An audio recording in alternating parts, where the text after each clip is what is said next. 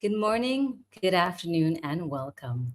Thank you for joining us from across the Asia Pacific region and other parts of the world. My name is Rosella, and I'll be your host and moderator for today.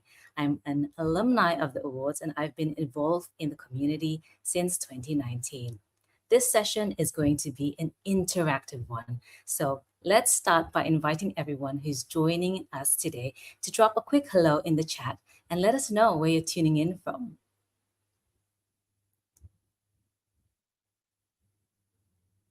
Anybody? Well, I'm all the way from Malaysia. Hello from Singapore. We have United Kingdoms, England, someone else from Malaysia. Lovely. Sheffield, Vietnam, Brisbane, London, Australia, Cambodia. So wonderful to see so many of you joining from so many different countries despite the time difference.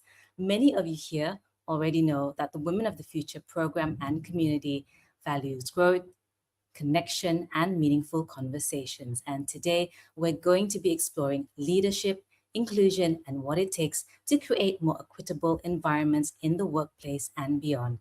To give you a quick overview of how today's session will flow, we'll start with welcome notes from our Vice Chair and our sponsor, Rio Tinto, before moving into a panel discussion where we'll also bring in your views through a few live polls. And later on, we'll hear from our founder, Pinky Lelani, before moving into breakout rooms where you'll have the opportunity to connect and network with one another. So we hope that you'll stay with us right through the end of the session. We'd love to hear your thoughts in the chat. So keep engaging, Welcome, keep everybody. connecting. I'm delighted to open this year's Asia Pacific Women of the Future Network virtual event. But of course, it is a global event with participants dialing in from other parts of the world, not least here in the United Kingdom, where I am. First of all, let me begin by thanking Rio Tinto for their support. We could not do this without you, and we're truly grateful for you being there alongside us. Our theme this year, Balance the Scales, is about creating more equitable workplaces. It's about how we tackle that together, the stories that we can share, the insights, lived experience, and the good practice that you have seen or that you are part of, helping to drive, or indeed that you have initiated. Let's hear those in the interactive sessions to come a little later on. And of course, as we strive to make our workplaces better and for more women in society to have better representation, we know too that this must be underpinned by greater access to justice for women and girls. So how we work with government, with the judicial system, with civil society, to have these debates, to spot where change is needed, to gather momentum and to drive that change and support for it is all the more important, not least in a world that is feeling a little unstable, a little shaky right now. Something that happens to the west affects how we feel in the east, likewise from the north to the south. These are global agendas where each and every one of us has a part to play. So today, let us further foster meaningful connections, share our knowledge, build confidence, reinforce each other, and provide mutual support. And of course, this is what the Women of the Future program is all about you, all about us working together to connect, to inspire, to support a new generation of talent, like so many of you across the world. We want to see you rise. We want to see you play your part in your society, in your communities, in your organizations, and in your businesses. Let us stand up for what is right, for greater justice, and actually better balance for women and girls. As ever, with the shared interest in doing it the right way, with kindness at the heart of what we do and how we go about doing it. So do enjoy today.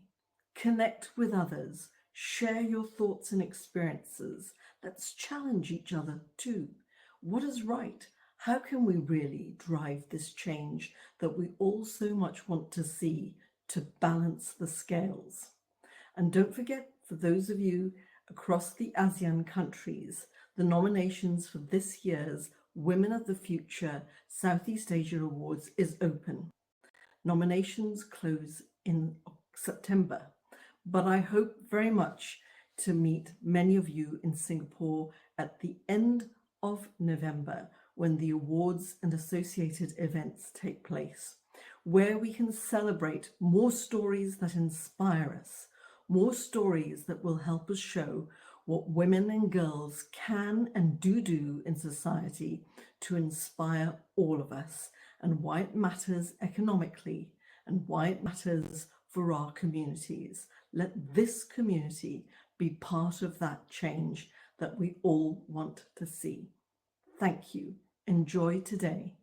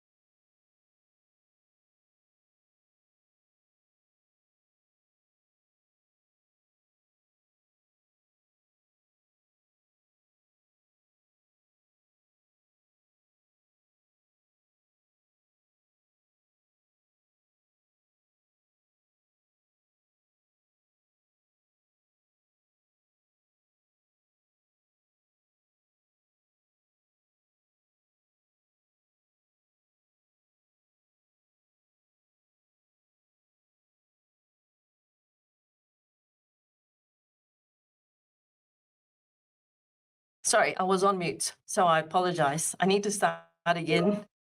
Thank you. Let me start. Can I just start again and say hello, everyone, and thank you for joining us today. It's a privilege to welcome you to the Women of the Future Network Asia Pacific event.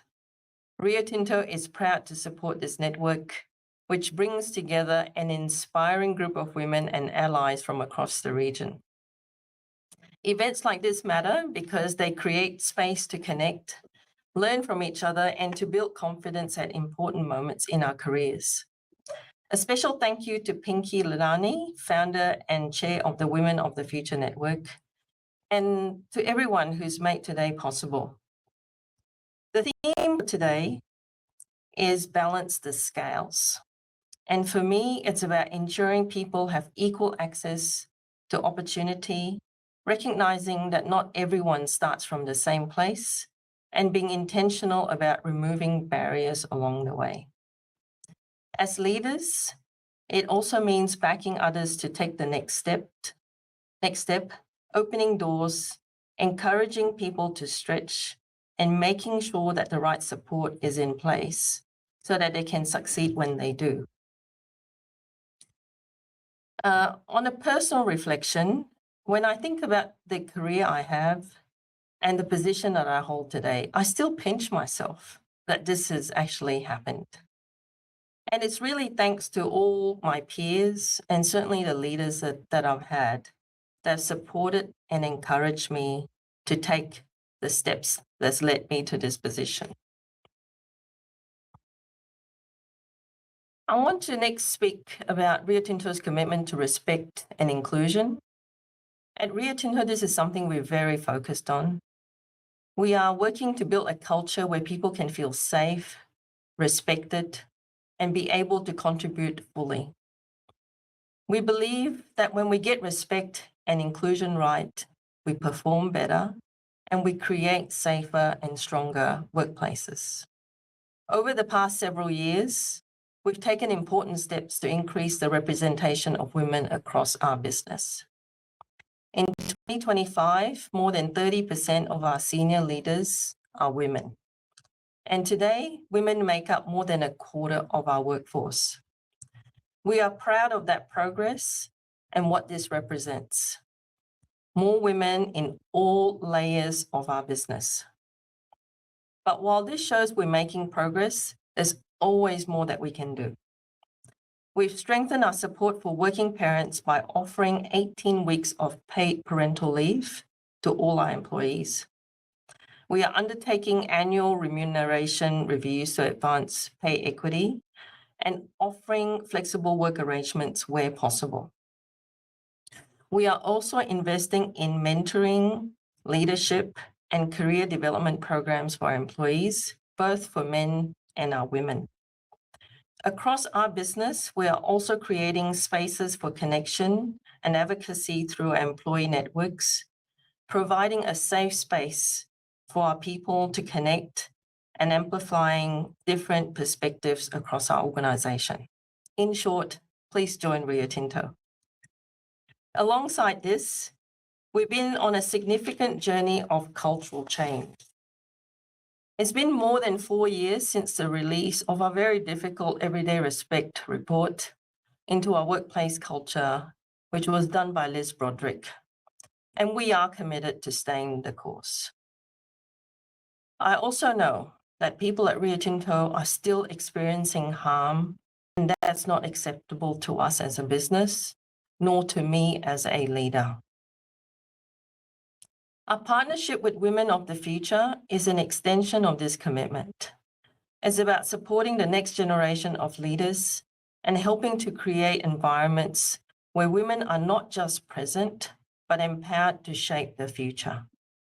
Rio Tinto has hosted Women of the Future events in London and Singapore, and we're delighted to be now hosting this event virtually so that we can bring more people together from different places. This partnership reflects a long-term commitment to investing in women's potential and helping shape a more inclusive future both within and beyond Rio Tinto. In closing, when we create safe, supportive workplaces, where we encourage women to step into challenging roles, ask questions, and stretch themselves, we don't just build individual confidence, we strengthen the whole organization and broader industry.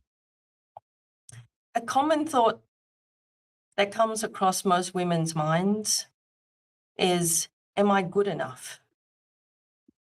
I have 2 responses to that. 1, it's normal, perfectly normal to ask yourself that question. And 2, you are good enough. So thank you for joining us today, and I hope you'll enjoy the panel discussion and the networking. Thank you, Pinky.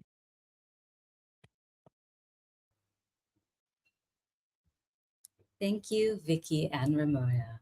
And now we'll be moving on into what I'm sure will be a really engaging panel discussion. The conversation we're having today centers around the theme Balance the Scales, which is also the United Nations theme for International Women's Day 2026. At the heart of it is a recognition that inequality doesn't just happen at an individual level. It's often shaped by the systems around us, by who gets access to opportunities, whose voices are heard, and who may still be left out. So today, we're looking beyond awareness and focusing on action, what it takes to challenge those barriers, create more inclusive environments, and turn intention into meaningful change. Helping us explore this conversation are 2 speakers who each bring different perspectives on leadership and inclusion shaped by the work that they do and the systems that they operate in. Please join me in welcoming Lotam Suren Bischow, also known as Duka, Managing Director, Rio Tinto Copper Mongolia, and Phil Pomford, Senior Vice President and General Manager, Global Enterprise E-Commerce Asia Pacific WorldPlay. Thank you both for being here. It's such an honor to have you with us. Now, before we hear from our panelists, we'd love to hear from the audience first. We'll have a few polls throughout the discussion, and we'll start with one right now. You should see it shortly on your screen. Please select the option that resonates most with you.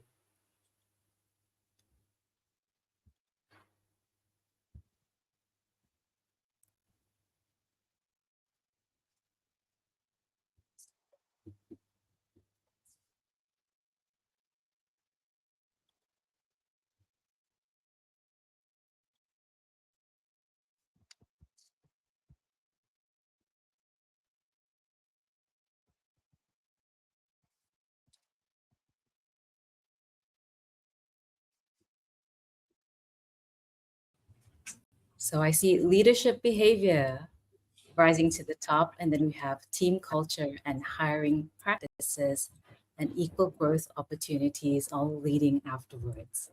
As you can see from the results, inclusion isn't just shaped by one thing. Leadership matters, culture matters, opportunity matters. And for most people, it's usually the combination of those experiences that shapes whether they truly feel included. First of all, I would like to check on Phil and see your perspective. When it comes to men in leadership and allies more broadly, what do you think they play in accelerating the progress on gender balance, and where do you think organizations still get it wrong? Well, thank you, Rosella. Thank you, Pinky. Thank you, everybody, for inviting. And good to talk to so many people across such a broad region. So thank you all for your time today.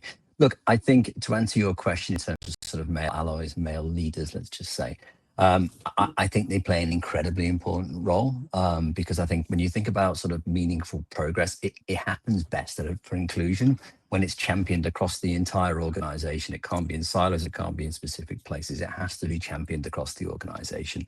And I think Ramona mentioned a few ways in how I see allyship, sort of, the various different forms. Look, it could be advocating for equitable opportunities. It could be sponsoring different talent. It could be challenging bias when it appears, when it comes up. You need to make sure that you challenge that as well. And also as well, I think what is key, and we certainly experience in the business I'm in, is ensuring that different voices are heard in decision making. I think that's really, really critical. And the final point around sort of allyship to me is around that really creating that inclusive team culture, which just came out obviously so strongly there. So I think that representation, visibility, it really, really matters. And I think when male leaders openly support flexibility, whether it's shared parental leave, it could be like work-life balance conversations, etc. I think it really helps to shift some of the perceptions around, and how leadership is involved in this. To your second part of your question, I think, where organizations sometimes still get it wrong, I think it's when they treat the sort of gender balance as a standalone initiative rather than a broader part of the entire culture of inclusion. So I think, policies are not enough in every day of these things. It has to be visibility, it has to be normed, it has to be just part of the entire culture. So I think there's some of the areas I think some companies still get it wrong, unfortunately. And I think that's a big opportunity to change that piece. Yeah, and I think that really goes back to the fact that, meaningful change, it depends on us being willing to speak up, to create space for others and actively support inclusion, even though it doesn't affect us directly, even though it's scary sometimes, right? And Duka, with that, I'd like to ask you a question. From your perspective, what's one change organizations could make genuinely to help balance the scales? Good afternoon, everyone. Can you hear me okay? Yes, we can. Oh, perfect. Sorry, I was having some technical issues. Glad everything worked out. First of all, good afternoon, everyone from sunny Ulaanbaatar in Mongolia. Very honored and happy to be joining the session. So with regards to the one change that we as leaders can take is I don't think there's one action. As we just saw in the vote, it's just not one thing that will make a change. It's a combination of many changes. So, for example, I would like to speak about the experience that we had at Oyu Tolgoi, which is the copper mine that Rio Tinto owns in Mongolia. For us, we spoke about diversity quite a bit. And now I also would like to provide a bit more context. So just as recent as, 10, 15 years ago, working in the mining sector was prohibited by the law in the country. Yeah. It was just, it was deemed it's a very dangerous, occupation. And so we had to work with the legislators to actually make that change. So in 2009, the legislation changed to allow women to work in the open pit operation.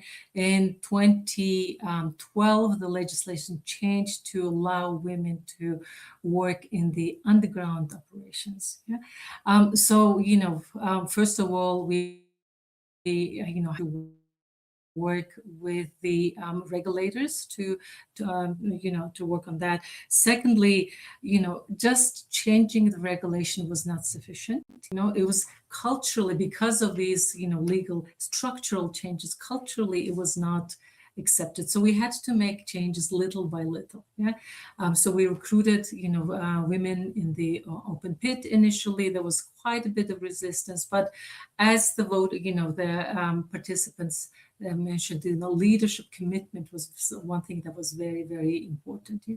Secondly, and as we progressed that organically, the participation at women, of women in our business grew, but we reached a stalemate. Yeah. So one thing that we did, make a change was we included the specific targets. We included the targets, in the strategic objectives that translated into the annual, plan objectives. And then to really make that one big step, we had to make changes in the KPIs. We had specific targets in the KPIs. Yeah. Once we started doing that, people started taking notice, and that's how you make the changes. Yeah, I think what you are saying that it comes through clearly is that change often happens through the decisions that we make consistently over time. And with that, yeah, I would love to bring the audience back into another poll. So let's put that on the screen.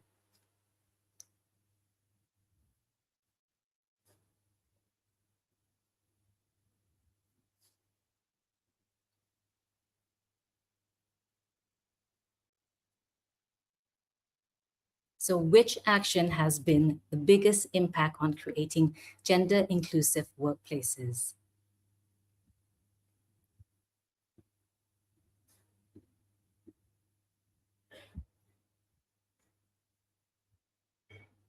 We have diverse hiring panels, inclusive leadership training, flexible work option. There's a leading and transparent pay and mentorship programs. I think your responses really come back to the feeling of truly being seen and supported and included. And it's something people often understand much more deeply when they've experienced exclusion or barriers themselves. And I know that many of us can relate to this in different ways. So Phil, with that, I'd like to ask you another question. What are some of the conversations organizations, particularly, again, men in leadership, they still aren't having openly enough when it comes to inclusion and gender balance? Yeah, look, I can see why you're coming to me with that question. That's fine.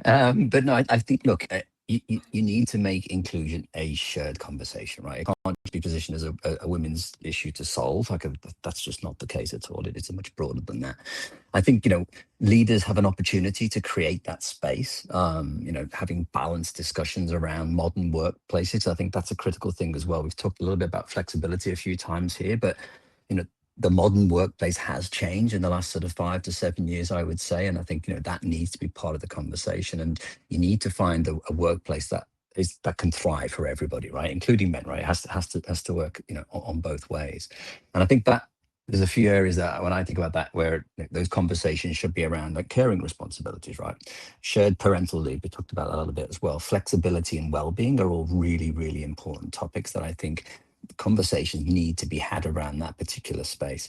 I think there's also really, an opportunity to reflect on the experience that we might be missing. I think it's very easy to unintentionally operate within familiar circles and decisions and things that we do, and you actually then miss out on so many other people's perspectives and experiences. I think that's really, really key. So I think encouraging curiosity really helps leaders to grow and to learn across the organization, no matter what age you are and what gender you are. I think that really, really will help. And again, I think one thing we should all, or certainly I think through as well, is it's not about having, or inclusion is not about having all of the answers today. It's not an immediate solution. This is a journey, right? It's about creating that environment that people feel comfortable to learn, challenging assumptions, and again, improving incrementally over time. And I think that to me is one of the critical sort of directions of conversations that we should be having. Yeah, and I think it really reinforces the importance of creating cultures where people actually feel that they're able to challenge, question, reflect openly in a safe and constructive way. And it's also a good reminder for all of us that while intention is important, sometimes, well-intentioned systems can still have gaps, especially when different lived experiences aren't really being considered in the process. So with that, it leads me to my next question to Duka. How do we move from intention to accountability when it comes to creating more inclusive workplaces? Yeah, thank you for that question. So from our end, what we did was, once I mentioned about, including in the KPIs, yeah. Once we included in the KPIs, it really started, taking a life of its own, because now everybody was, committed to making that achievement. It was not easy. There was quite a bit of pushback on it from certain leaders, but we just went on it. But then also it went, we are now having a lot more conversations. So one of the things that we did say was, was that we required diverse recruitment panels. Yeah. And rather than having, if we're interviewing for a role, 90% men and only 10% women, we require that the interviews will not start taking place until we have 50-50, maybe in some cases even 20-80. And that really started changing the leadership behaviors as well. So for example, in the open pit, in the explosive teams, we never had any women before. But then that leader said, okay, why can't we try it? This work is already safe enough. We've engineered it such that it is safe for anybody to do it. And whether that is a man or a woman, it has to be safe. Yeah. So since this is safe enough, why don't we, recruit women and train them? And now, next thing we know, that team has now become 70%, female and 30%. So these kind of changes can take place. And when that we saw that, we, celebrated these successes. So then other leaders would learn and said, okay, if we were able to do it with explosives team, what other areas that we, inherently thought was mostly, should be done by men, can we open up for recruitment for female leaders? So these kind of small steps every day is what's really important. Yeah, I think it comes back to the entire conversation that we're having here about how meaningful change, doesn't always have to start with huge shift. It's the little things that matter, and then it snowballs. And sometimes it begins with organizations, like you said, being willing to question long-standing norms that you've always had, how you've always operated, and change the way things have been done, and simply just start somewhere, even though it's challenging, even though it's, scary. And with that, I'd like to go back to another poll for the audience. It'll be on your screen up really soon.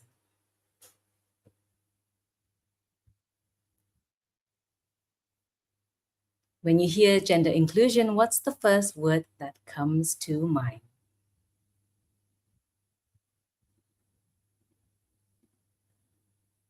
We have equity, opportunity, representation, belonging, and allyship. Equity leading, and opportunity also leading, really showing, all the conversations that we're having today. So with that, I'd like to come back again to Phil. I've asked Duka this question earlier, but I'd also like to hear your point of view. What do you think is one change organizations can make to better balance the scale when it comes to inclusion and gender balance?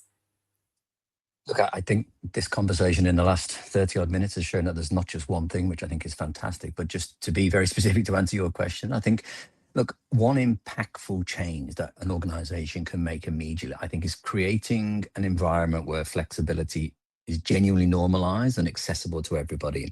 And it's not an exception or accommodation. And I think, again, I'm going to give the context of what I mentioned a question or so ago around, if you think about the current hybrid working, return to the office type discussions that are taking place. And I think, when considering balance, organizations really need to consider it holistically.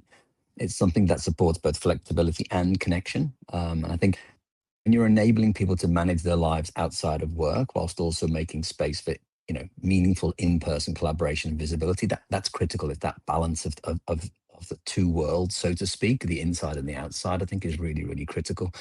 If you then think from a demographic perspective and the younger generations coming into the workforce, they place a higher value on that balance, flexibility, well-being and purpose, right? They're really, really critical. And I think organizations that recognize this and adapt, will likely see stronger engagement, retention, longer-term talent attraction. I think, you become a magnet for people from the outside when you're known for those sort of values and approach to flexibility, I think is really, really key. And then I think just one final point around that sort of answer out is, and again, I think we've said this a few times, but leaders play a really huge role here. I think when senior leaders visibly model inclusive behaviors, and that could be openly discussing around caring responsibilities, boundaries. I think when you talk about the balance of responsibilities outside of work and commitments outside of work, I think when you demonstrate that sort of behavior across the organization, I think it really helps to remove that stigma, and it creates the permission for others to do the same, which I think, again, is just all around that flexibility and balance. So that to me is something that I think organizations, and obviously we've heard from Rio today, which sounds like that's absolutely a cornerstone of their approach, and at WorldPay it's exactly the same. Yeah, and Duka, to add on to that, what does shifting the system actually look like in your role day to day through the decisions and the actions that you take? Yeah, so there are a couple of things. First of all, we need to have role models. We need to show that it is possible for women to do, to have a good, career in the mining industry. So appointing female leaders so that people can look up at and say, yeah. Oh, I think Duka is frozen. We'll maybe give her a second to come back to us. And if not, then maybe Phil, you can answer the question. She looks like she's completely frozen. Sorry, can you just repeat the part? Because I know she was going down a particular path around Rio, so I'm not sure I can answer that one, but I'll try. Well, what does shifting the system look like in your both day-to-day role, in the actions that you take? Yeah, no, absolutely. Look, I think, from my perspective at WorldPay, we thrive because of the diversity in the culture that we have. And we absolutely encourage that as part of all recruitment, as part of all sort of, if you look across, we're very similar to Rio, but very different size, but we are very geographically spread. We have a number of, colleagues from different cultures and backgrounds. And I think that has helped drive the success of the business. And that's something that is critical to us. We don't necessarily go down a specific number from a hiring perspective, but it's built into the culture of how we hire people. And that's critical because we hire a lot of people into the business. And I think ensuring that we continue to keep that diversity, which allows the great conversations, the great debate, the great viewpoints, insights coming from different angles is something that we certainly have really sort of taken on as a big mantle for the last sort of 5 and 10 years, I would say. Yeah. And Duka, nice to have you back. Can you see us and hear us? Okay. I'm really sorry. Usually I don't have these kind of connection issues. It's all right. Technical But difficulties. apologies for that. Yeah. So let's get back to you. And What I was saying is that we really, I wanted to, focus on, job designs. we have to make sure that we are designing jobs such that anybody can do it, yeah, whether it's a man or a woman. And that is something that, you know, OT has really focused. I mentioned before that, you know, even legislatively, we were not allowed to recruit women. Now we're at a point where 24% of our workforce is female. Yeah, which is actually, you know, having had no women before in operational roles, now having, you know, up to 24% of our workforce women is a, you know, monumental change, and we are, you know, leading, trying to be trailblazers in the industry in the country. Thank you for that. And let's go to another audience question. This time you can just type it in the chat. We want to actually know your personal experience, you know, what you've been through. Have you ever actually feel like you've been sidelined, not included in any conversations at the workplace or in your communities? Do let us know. And Phil and Duka, you can jump in as well while waiting for people to answer.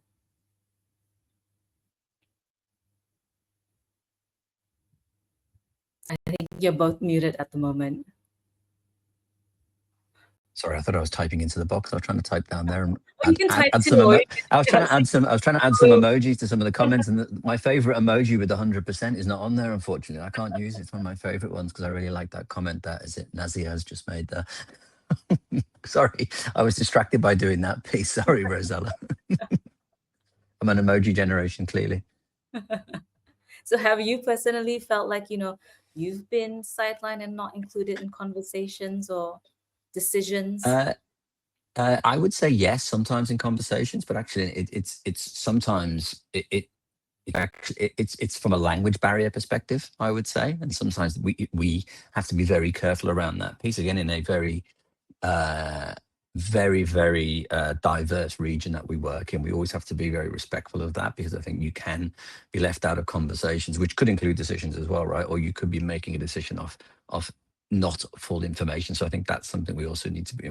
I've certainly felt it myself, and something I try and ensure. I have a very diverse leadership team across different languages. We always pause to ensure that everybody has a say in the language of that we can all communicate, which is typically English.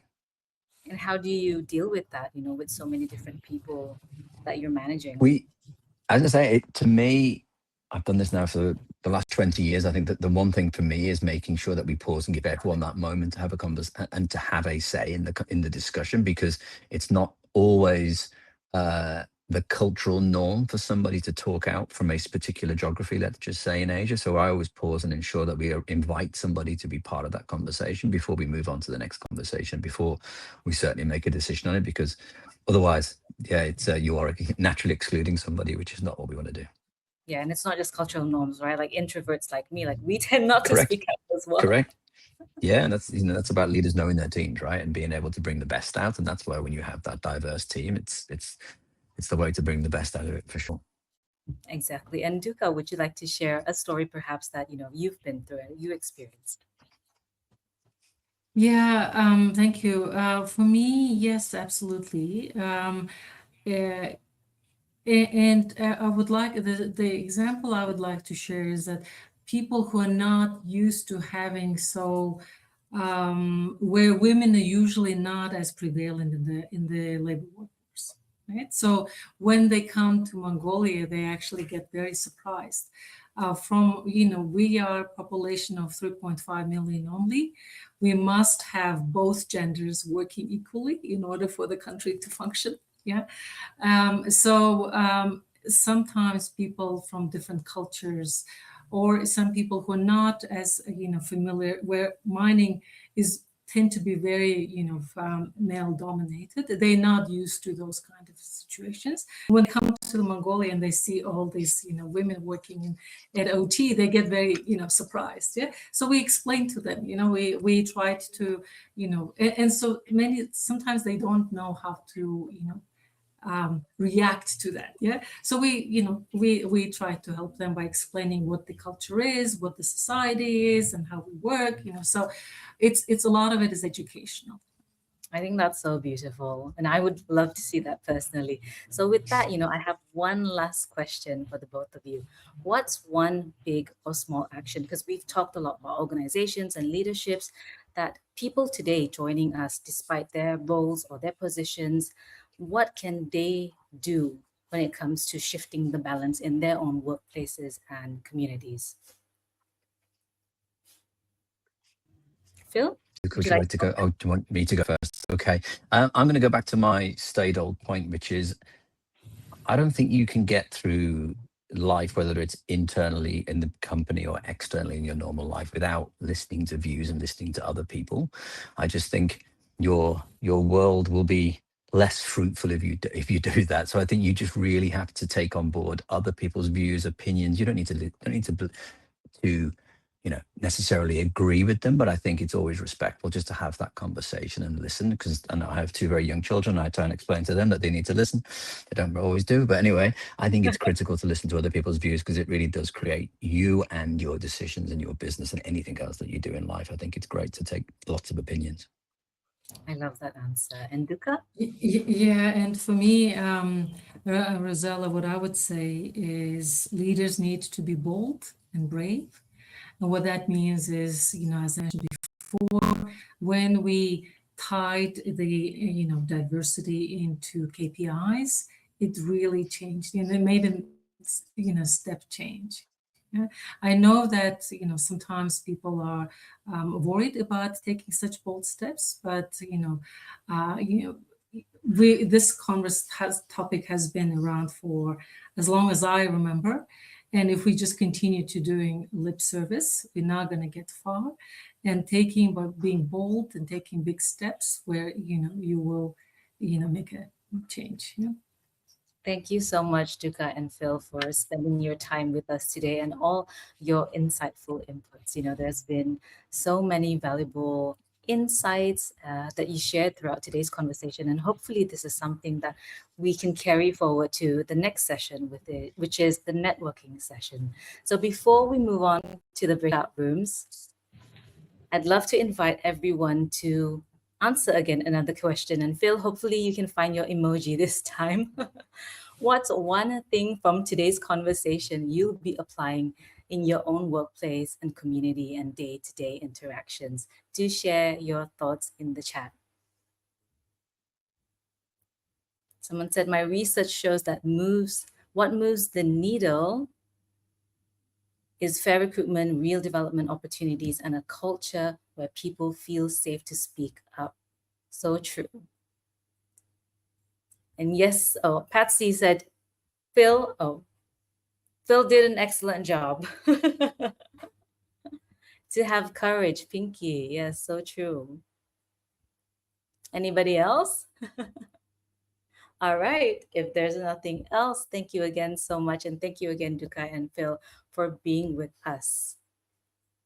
So before we move on to the breakout sessions, we'd actually appreciate it if you could take a few minutes to actually answer a quick, short survey. Your feedback will really help us at Women of the Future to continue improving and creating more meaningful conversations and experiences in the community. It will only take a couple of minutes.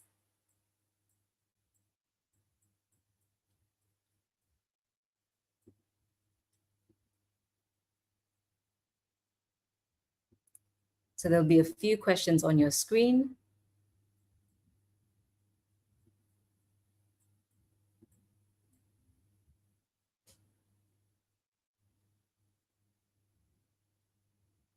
Maybe give everyone another minute or so.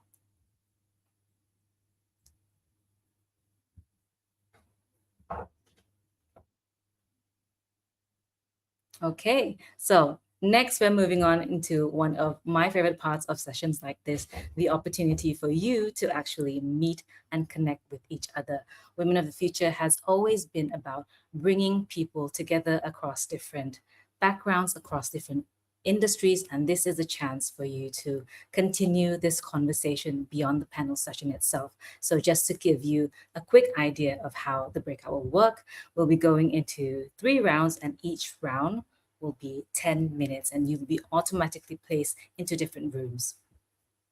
When you join the breakout room, please turn on your cameras, turn on your mics, and take a moment to introduce yourself. You can chat about anything you like, really, something that resonated with you from today's discussion, what you personally feel helps people feel heard and supported at work, what inclusion looks like in your own day-to-day experience. And don't worry if you get stuck, there'll be a few conversation prompts on screen to help you guide your conversation. And after the networking round is over, we'll come back to this main room for a closing address by Pinky, our amazing founder. It's been such a joy and pleasure hosting you today. Have a wonderful conversation today, and hopefully our paths cross again soon. Take care.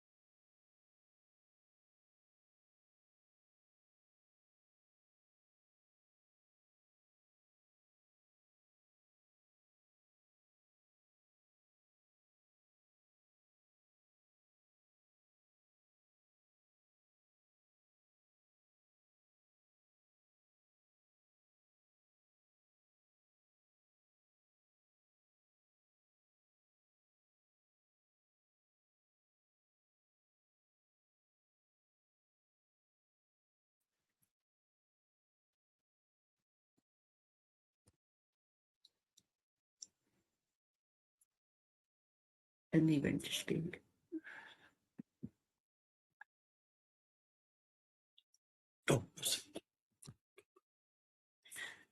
Thank you so much, everyone, for being here and joining us today. I've had the best time. I've spoken to people from all over the world who I would never have had the opportunity ever to have met.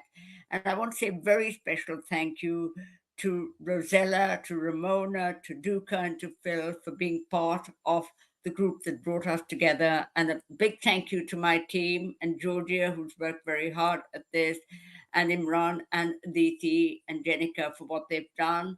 I want to make sure that we keep our network there forever, because if anything has helped me in life, it's other people. So be kind, be courageous, and be connected. And we are always here for you from the Women Future. Anytime you need anything, just drop me a message and I'll be there. Have a wonderful day. Thank you so very much.